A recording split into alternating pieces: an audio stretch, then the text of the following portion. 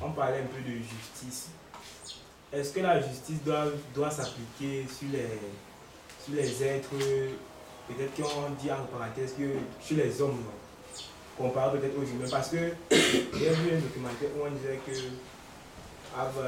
quand Hiroshima a bombardé à Nagasaki, il appliquait la justice parce qu'ils sont faibles. Est-ce que dans le concept de l'homme, de la conscience réelle, est-ce que la justice doit s'appliquer à un homme? Très bonne question. Donc ça veut dire bonjour à tous ceux qui nous écoutent. Ce matin, nous partirons sur ces points. C'est quoi en fait la justice? Quoi en réalité la justice? Alors, comme je le disais tout à l'heure dans la prière, c'est que la conception du système du monde nous a amené à tout voir à l'extérieur. C'est-à-dire que ça a orienté l'être humain à définir d'abord ce qu'il est à l'extérieur. Alors, du moment où un être humain n'a pas compris qui il est, c'est-à-dire ne comprend pas qu'est-ce que c'est que l'être, pourquoi il est là, n'a pas pris conscience de la conscience et est orienté à l'extérieur, toutes les notions sont déjà fausses. Notion de justice, notion de paix, notion d'amour, notion de propriété, notion de bonheur, notion de santé, notion d'alimentation, notion de guérison, notion de joie, de paix. Voilà. Toutes ces notions-là vont être carrément fausses. Parce que si je reviens sur le fondement de ta question, quand on parle de Nagasaki et Hiroshima, je reviens là dans les histoires des guerres passées où l'Amérique aurait bombardé Nagasaki et Hiroshima dans le but de mettre fin à la Deuxième Guerre mondiale, si je ne me trompe pas. Voilà, de mettre fin à la Deuxième Guerre mondiale. Et quand vous voyez dans cette dimension, quand on dit que quelqu'un va mettre fin à une guerre, à la guerre en bombardant l'autre, en faisant la guerre à l'autre, on n'est plus dans la notion de justice, on n'est plus dans la vraie notion de paix, on est juste dans la notion de surdimension de l'ego. Je répète, on est dans la notion de la surdimension de l'ego, parce que c'est une façon de nourrir son ego et que je me positionne comme gardien, comme maître, comme guide ou comme le plus fort du monde. Et tu vas voir qu'après justement cette guerre, les États-Unis ont été classés comme la puissance mondiale numéro 1, n'est-ce pas? Voilà, pourquoi? Tu vois, c'était pour une des surdimensions. Là, on parle d'une nation. Maintenant, la nation est le comportement d'une nation est la résultante de la compréhension des individus qui vivent dans la nation. Parce que c'est les individus qui constituent la nation. C'est l'être humain qui est dans la nation qui fait soit parler de la nation, ou soit la force de la nation, ou soit la faiblesse de la nation. Donc, si l'être humain est construit dans des fausses notions de paix ou de justice, alors on va plutôt surdimensionner l'ego. Et tu vas voir que quand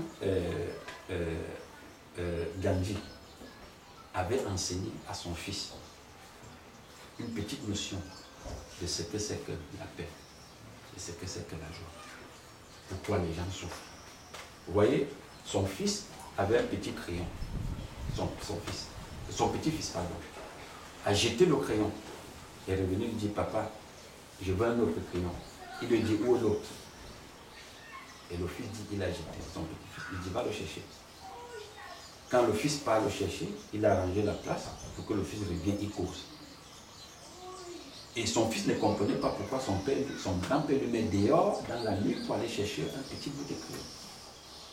Alors, pour être bref, le monsieur fait comprendre à son fils que quand tu jettes un crayon comme celui-ci, qui n'est même pas encore fini, est-ce que tu sais avec quoi on fait un crayon? Pourquoi on fabrique un crayon? Il y a beaucoup de constituants qui vont entrer là.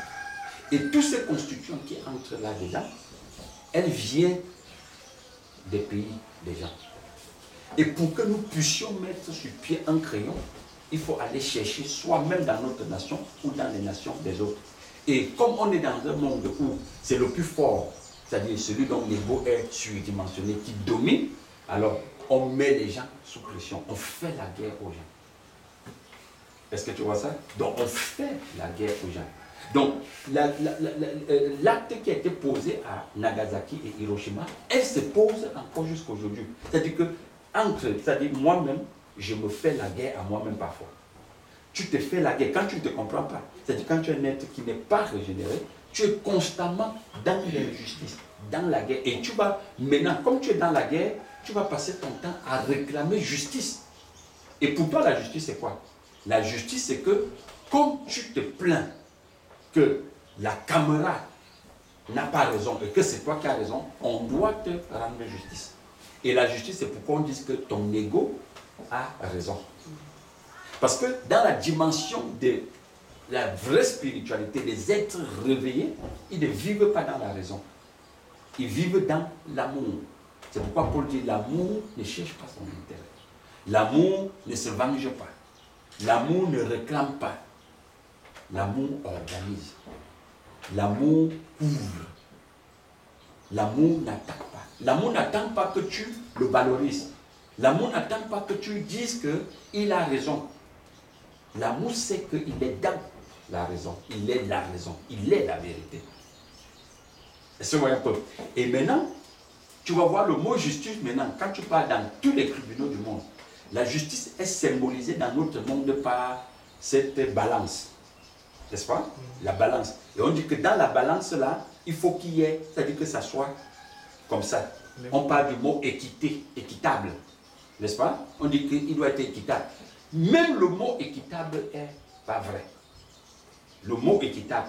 Parce que dans une vraie société des êtres réveillés, on ne parlera pas de l'égalité, de ce qui est équitable. On ne devrait pas parler de l'égalité parce que la balance de la justice veut l'égalité. On dit que la balance X et la balance Y doivent être égaux. Égal, pardon. Tu vois? C'est-à-dire qu'ils doivent être égaux. Ça doit, voilà, équilibré. Par contre, cet équilibre-là, pour qu'on y atteigne ce que la balance présente là, pour qu'on atteigne cet équilibre, il faut que ça parte d'abord de l'intérieur de l'être humain. Même quand je te donne raison, par exemple, comme on a donné aux États-Unis, qu'il est fort plus que le Japon, est-ce que ça, c'est ce qui est jusqu'à l'heure actuelle, les suicides à New York? Est-ce que ça, c'était que les États-Unis disent qu'ils ont besoin de peut-être des ressources naturelles dans d'autres pays? Est-ce que ça, c'est ce que les États-Unis continuent à vouloir affirmer sa suprématie dans le monde? Et c'est ça le problème de la justice, c'est non le monde.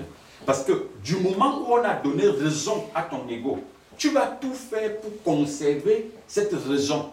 Parce que du moment où la raison là qu'on t'a donnée baisse, l'autre prend ta place. Est-ce que tu vois? Et quand il prend ta place, on dit tu es devenu faible et lui il est devenu fort. C'est la justice. Mais pourtant, dans la justice du Créateur, il n'y a pas de fort, il n'y a pas de faible. Il y a l'amour, il y a la compréhension. Et pourquoi tout le monde réclame justice? Quelqu'un dit, par exemple, mon père est mort et nous a laissé les biens. Mon frère ne veut pas partager. Tu connais l'histoire là dans la Bible. Et le Christ leur répond, qui m'a chargé d'être juge parmi vous? Parce qu'il sait bien que ce que vous êtes en train de dire là, vous ne comprenez même pas ce que c'est que la justice. Parce que la justice ne renvoie pas à donner raison à l'ego. Du moment où on n'a pas crucifié l'ego, on ne peut pas parler de justice. Parce qu'en ce moment-là, on parle de surdimensionner l'ego de chacun de nous.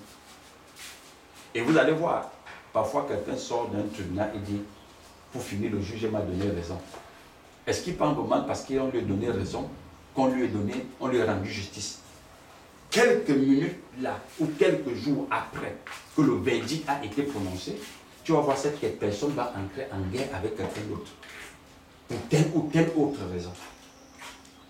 Est-ce que tu comprends ce qu'il dit? Pour telle ou telle autre raison. Et c'est pourquoi tu vas voir, tous les jours, les gens seront toujours à la quête de la raison ou de la justice.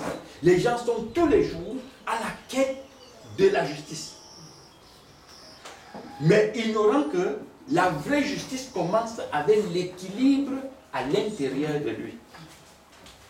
Est-ce que tu vois? Donc, du moment où il n'est pas équilibré lui-même à l'intérieur, il n'y a pas cette équité. C'est-à-dire que parce que dans l'équité, qui est différente de l'égalité, dans l'équité, on met tout le monde à voir la même chose. Dans l'équité. Mais dans l'égalité, tout le monde ne peut pas voir la même chose. Je veux symboliser un peu l'égalité et l'équité. Tu vois, la justice, comment on appelle ça? Le motto, en anglais, c'est le motto, en français, on appelle ça quoi? La devise. Voilà. Parce que la devise, la devise française dit quoi? Liberté, fraternité, égalité. Bon, maintenant, dans l'égalité, tu vas voir que si nous sommes ici, par exemple, on veut voir à travers le mur, la barrière. On va dire, pour que toi tu vois à l'extérieur, on nous donne la chaise qui a la même taille ici. Du moment où je suis plus grande de taille que toi, Rami ne peut pas voir la même chose si on lui donne la même chaise. Parce que c'est ça l'égalité. On nous a donné tous la même chaise. C'est pourquoi Sarkozy voulait bien réitérer que l'égalité ne veut pas dire nivellement. Parce qu'on nous donne la même chose. Maintenant, dans l'équité, on tient compte de la taille et de la faiblesse, du manquement de chacun. Et c'est ça le Christ. Parce que quand le Christ veut rendre justice, il tient compte de l'état d'esprit de chacun. Et c'est pourquoi tu vas voir le Christ ne se passait pas comme un juge. Le Christ se passait plutôt comme quelqu'un qui reconstruit les morceaux cassés. Tu vois peu. Alors, Seigneur, nous voulons que tu nous dises, selon la loi de Moïse, parce qu'on sait que tu es un homme juste. Moïse a dit, si on a de telles femmes, il faut les lapider. Parce qu'on a trouvé une infraction d'adultère. Et qu'est-ce que le Seigneur répond? Puisque lui n'est pas dans la dimension de surdimensionner l'ego. Mais regarde comment il présente son Seigneur. On sait que tu es un homme juste. On sait que tu dis toujours la vérité. On sait que tu ne crains personne. Quel est ton jugement par rapport à cette femme-ci? Quel est ton jugement? Regarde le comportement de quelqu'un qui ne vit pas selon l'extérieur. Parce qu'on n'a pas, le Christ n'est pas construit par rapport à l'extérieur. Il n'est pas dans la surdimension de l'ego. Ils ont élevé sa chair. Ils ont voulu surdimensionner son ego. On dit, on sait que tu es juste. Alors, ça n'a pas flatté son ego. Il n'a pas dit non, ils reconnaissent quand même que je suis juste. Parce que dès qu'on dit à un être renversé qu'on sait que tu es juste, on sait que tu rends toute justice, il s'assied encore bien dans sa chaise, se réconforte. Et il devient l'ami de ceux qui l'ont donné les honneurs. C'est ça la corruption mentale. Parce qu'on a surdimensionné son ego. Alors quand on lui dit, on sait que tu es juste, il reste calme. Parce que lui, il les écoute dans l'esprit. Il ne les entend pas, il les écoute dans l'esprit. Il sait que ces êtres qui me parlent là, il n'y a rien de bon en eux. Ils ne savent même pas ce que veut dire justice. Et personne ne pouvait le voir venir. Personne ne s'attendait à la réponse qu'il allait donner. Il a dit que parmi vous, celui qui n'a pas d'infraction, c'est-à-dire quand quelqu'un qui n'a pas d'infraction jette la première pierre. Il dit qu'il n'a pas d'infraction ou qui n'a pas commis d'infraction. La Bible dit du plus petit jusqu'au plus grand, c'est-à-dire on parle des enfants, ça veut dire que chacun a fait une rétrospection sur soi-même. Chacun est parti à l'intérieur de lui-même pour chercher s'il est juste. Si on peut lui rendre justice aussi lui-même. On dit même les petits-enfants se sont rendus compte qu'ils ne sont pas des êtres justes. Alors quand tu as fait à une société où même l'enfant, au fond de lui, si on lui permet de voir qu'il n'est pas un être réveillé, il n'est pas un être de justice, mais comment on peut parler de palais de justice? Comment on peut parler d'amnistie? Comment on peut parler de fin de guerre? Comment on peut parler de traité? Comment on peut parler de rendre justice à quelqu'un? Quand les gens, même les juges qui sont supposés rendre justice, sont eux-mêmes d'abord en guerre avec eux-mêmes. Ils sont en guerre avec eux-mêmes. C'est-à-dire, tu vois un président de tribunal qui est en guerre avec lui-même. Tu vois un président qui est en guerre avec lui-même. Tu vois un ministre qui est en guerre avec tout son gouvernement, sa nation est en guerre. Voilà pourquoi il dit la nation n'est que, c'est-à-dire le reflet ou la force de la nation, c'est par rapport au type d'individu qui est dans la nation. C'est les individus qui font la nation. Un pasteur sur un pupitre qui ne connaît, qui est en guerre avec lui-même, comment il peut rendre justice? On dit, il y a problème, amenons devant les anciens d'église pour qu'ils rendent justice. Ils vont rendre justice comment? Quand eux-mêmes, ils ne sont pas délivrés à l'intérieur. Quand ils sont inconscients. Quand ils ne sont pas conscients de la conscience. Ils vont surdimensionner l'ego. Est-ce que tu vois ça? Et c'est la raison pour laquelle aujourd'hui, toi qui suis par exemple, tu es jeune, tu suis l'actualité du monde, tu vas voir que les États-Unis commencent à être fragiles comme grands gendarmes du monde de l'époque. N'est-ce pas? Beaucoup de pays aujourd'hui veulent lever la tête. On parle aujourd'hui, quand j'étais à l'école, ou quand j'avais peut-être ton âge, on ne pouvait pas dire que la Chine s'est ingérée, par exemple, dans le système électoral américain. Ça, c'est des choses qu'on ne pouvait pas comprendre. Ou la Russie. Ou alors, comme il se dit aujourd'hui que la Chine a carrément, c'est eux qui ont placé le président Biden comme président. Ça, c'est des choses qu'on ne pouvait pas comprendre, qui ne se disaient même pas. On te dit comment la Chine est en train d'acheter les États-Unis. Mais comment? Comment se fait-il que ça se passe comme ça? Parce que l'autre a surdimensionné son ego à une grande dimension. Ce n'est pas un problème de force. Ce n'est pas un problème de justice. C'est un problème d'ego. Et quand on est dans un monde où ce n'est que l'ego, c'est-à-dire que le faux moi qui est mis en exergue, on ne peut pas parler de justice. Est-ce que tu vois ça? Je prends une autre image dans la Bible. On te dit, Pilate écoute ceux qui accusent le Christ. Et Pilate, un voile s'ouvre à l'intérieur de lui. La Bible dit, Pilate dit que ces gens sont jaloux du Christ. Pilate découvre qu'ils sont jaloux du Christ. Tu sais ce qu'il fait? Puisqu'il n'est pas libre. Mais pourtant, on le présente comme le grand maître, le souverain de tout l'univers en ce moment-là. Parce que si Pilate prenait une décision, ça s'appliquait dans le monde entier. Mais Pilate sait que ces gens-là n'ont pas raison. Qu'ils sont jaloux. Et qu'ils ne sont même pas dans la vérité. Alors, Pilate est bloqué où? Parce que les gens disent à Pilate que nous ne reconnaissons pas de roi sur la terre que César. Nous ne reconnaissons aucun roi sur la terre que César. Voilà ce que le Christ, la Bible a annoncé qu'il est venu pour eux. L'être humain qui n'est pas réveillé, c'est un poison. Il est très dangereux. Tu ne peux pas parler de justice. Donc le mot justice est un mot qui est édulcoré. Il faut faire très attention avec ce mot-là. Parce que tous les jours, nous voulons qu'on nous rende justice. Nous voulons qu'on nous aide.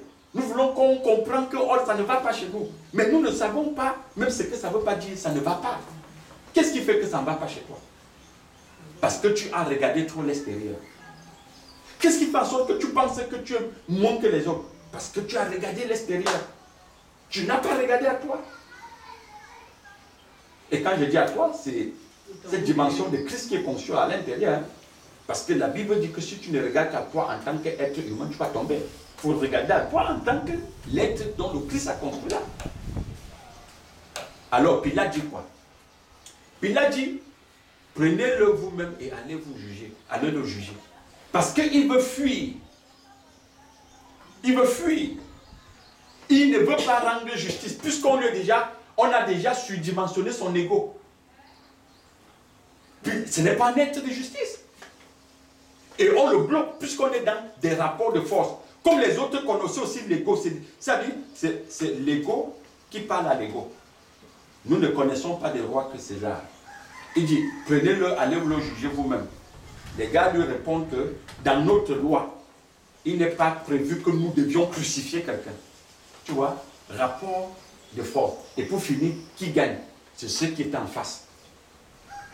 Pilate maintenant dit quoi? Il dit, en tout cas, moi je lave mes mains. Voilà tout ce qu'il a pu faire. Je lave mes mains. Et il finit par faire quoi? Toujours par le crucifié. Est-ce qu'il y a eu justice ou pas? Comment est-ce que toi, un juge, tu peux savoir que la personne, l'accusé est libre. L'accusé était quelqu'un qui est saint. L'accusé n'est pas fautif. Mais puisque tu es construit aussi à l'extérieur, tu fuis. C'est où le pontificatisme est venu. Connaître que ça, c'est faux. Mais tu fais avec, tu laves les mains. Tu dis, j'ai lavé mes mains. Mais tu fais avec. Ce n'est pas parce que Pilate pensait qu'il a lavé ses mains qu'il était exempt et qu'il était différent des autres, qu'il était pur, qu'il était un vrai gars de justice. Voilà la justice qu'on a dans le monde.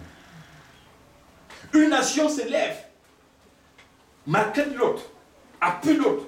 Un dirigeant d'une nation méprise son peuple, mais d'autres nations le soutiennent. On lui donne même de l'armée pour le protéger. On dit parce qu'il est le grand.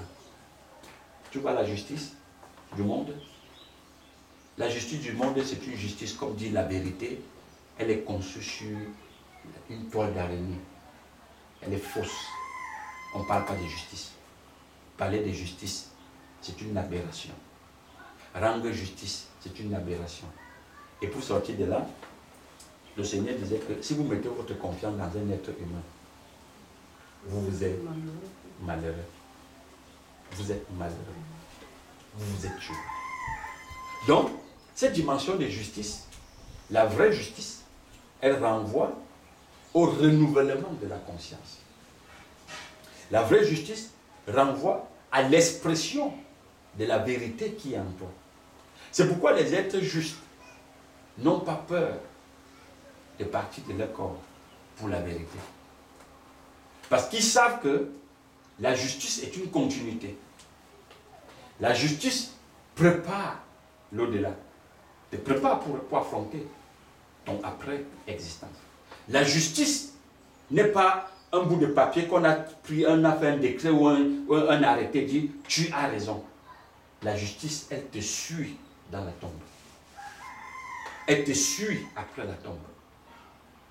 C'est ça la justice. Et c'est la raison pour laquelle, tu vois, on te dit, pour clôturer, on dit quoi? On dit, il a été décrété par le grand juge que tout genou, toute langue confessera que Christ est Seigneur. Tu vois? Tout genou, toute langue. Les genoux vont fléchir, les langues vont confesser qu'il est le Seigneur. Donc, tu comprends bien qu'il devient l'expression vivante de la justice. Parce que la justice te suit. Parce qu'il a posé des actes justes. Parce qu'il n'a que fonctionné que dans la justice. Parce que dans le mot justice, il y a justicier.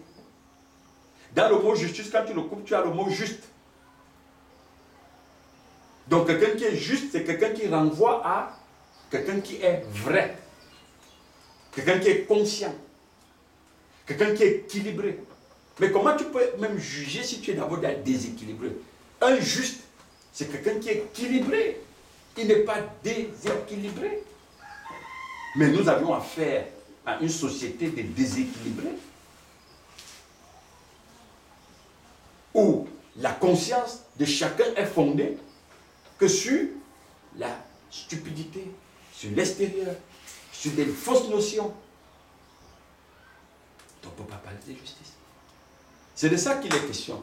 Et ce mot donc de justice, tu vois là, tout le monde demande justice aujourd'hui. Pourquoi il y a tant de manifestations dans le monde? Les Français manifestent, ils ne veulent pas le pass sanitaire, ils veulent qu'on leur rende justice.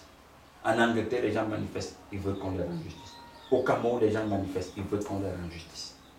Partout dans le monde aujourd'hui, à Madagascar, les gens manifestent, il faut qu'on leur rende justice. Les présidents manifestent eux-mêmes. Ce n'est pas parce qu'ils ne descendent pas dans les rues. Hein. Les chefs d'État manifestent. Ils veulent même qu'on les libère. Ils veulent qu'on leur rende justice. Les rois pleurent. Ils veulent qu'on leur rende justice. Les enfants pleurent. Ils veulent qu'on leur rende justice. Quand tu pars dans les salles de classe, tous les jours, oh madame, tel a pris mon crayon, rends-moi justice. Oh, tel a cassé mon ardoise. Oh, tel a volé ma gourde, rends-moi justice. La maîtresse veut qu'on lui rende justice parce qu'on n'a pas payé son salaire. Tu vois un peu? Tout le monde veut la justice. Alors pourtant, ce qu'on cherche là, ce n'est pas la justice. C'est qu'on donne raison à mon ego. Qu'on surdimensionne mon ego. Pour que je me positionne par rapport à l'autre. Est-ce que tu vois ça? Alors, dès que tu comprends que ce n'est pas l'ego, comme disait le frère Lazare, la chair doit mourir. Dès que l'ego est mort, tu n'entres plus dans cette dimension. Et c'est pourquoi on a vu des êtres. Parce que quand on parle des êtres comme Jésus, ou bien au Christ, ou Bouddha, ou tout ça là, on parle là des consciences. Hein? On ne parle pas des visages. On parle vraiment des dimensions de conscience. Parce que ne vois pas le Christ comme ce Nazarien qu'on nous a présenté. Non. Ou bien, donc ce sont des dimensions de conscience. Parce que quand tu vois un bout d'homme comme Gandhi, qui amène la révolution non violente, parce qu'il a flairé une portion de cette dimension du Christ ou de Bouddha. Il a flairé une portion de cette dimension. Donc, et Gandhi a été présenté comme le représentant du subconscient humain qui vit dans la non-violence. Tu vas voir Gandhi, un petit homme qui a mené toute une grande nation comme l'Inde à faire face à une autre grande nation comme l'Angleterre. Tu vois, ça ne s'est pas passé dans la paix. Il y a eu des dons de sang. C'est-à-dire que quelqu'un se lève, il part, on tire sur lui. Le suivant part, on tire sur lui. Tu vois? Regarde les manifestations au Cameroun. Dès qu'on voit la voiture à police, tout le monde entre au quartier. Mais Gandhi avait réussi à mener le peuple. Que quand il voit la voiture de la police venir, il va vers la voiture de la police, on l'écrase, le suivant va vers la voiture de la police, on l'écrase, le suivant va. Il ne casse même pas. J'ai dû même jeter une pierre sur la voiture, il le fait. Tu peux pas mener. Ce sont des dimensions de conscience. Tu vois ça? C'est la même chose quand on revient dans la Bible. On te dit, le Christ, on l'a mené comme une brebis, comme pas tongre, à l'abattoir. Il ne s'est pas défendu. Il n'a pas dit, j'ai raison. Il ne s'est pas tourné, pas me dire, mais la mère, n'est-ce pas, j'ai guéri ton enfant l'autre jour? On dit, même ceux à qui il avait fait un miracle, on dit, crucifiez-le. Tu vois ça? Crucifiez-le. Il n'est pas dans la raison. Il n'attend pas que vous dites qu'il a raison ou il a tort. Il est dans le feu de l'action. Il est dans le feu de la justice. Il sait que c'est même ce qu'il est en train de faire là, et que la justice qu'il est en train de faire, qui va vous libérer. Voilà pourquoi, quand il est au niveau de la croix, il dit quoi? Père. Il appelle la justice. Pardon, Père. Ne les jugez pas. Ne les tiens pas pour coupables. Tu vois ça? Ne les tiens pas pour coupables. C'est pourquoi généralement quand les gens me rencontrent, me disent j'ai des problèmes avec telle personne, je pose toujours une seule question. Est-ce que tu es un être de lumière? Si on me dit, il me dit oui, je dis mais la lumière lutte toujours dans les ténèbres. Si la personne a des problèmes avec toi, c'est parce qu'il ne te comprend pas encore. Mais si toi tu comprends ce que tu fais, fonce. Tôt ou tard, il va te comprendre. Mais n'entre pas dans l'affrontement avec cette personne. Ne l'affronte pas. Parce que du moment où tu commences à affronter celui que tu appelles ton ennemi, sache que celui que tu appelles ton ennemi, là peut être ton ami demain. Quand tu es dans la dimension de la justice, tu n'as aucun ennemi. Tout ce qui est devant toi, c'est pour le présent. Et c'est bien pour toi.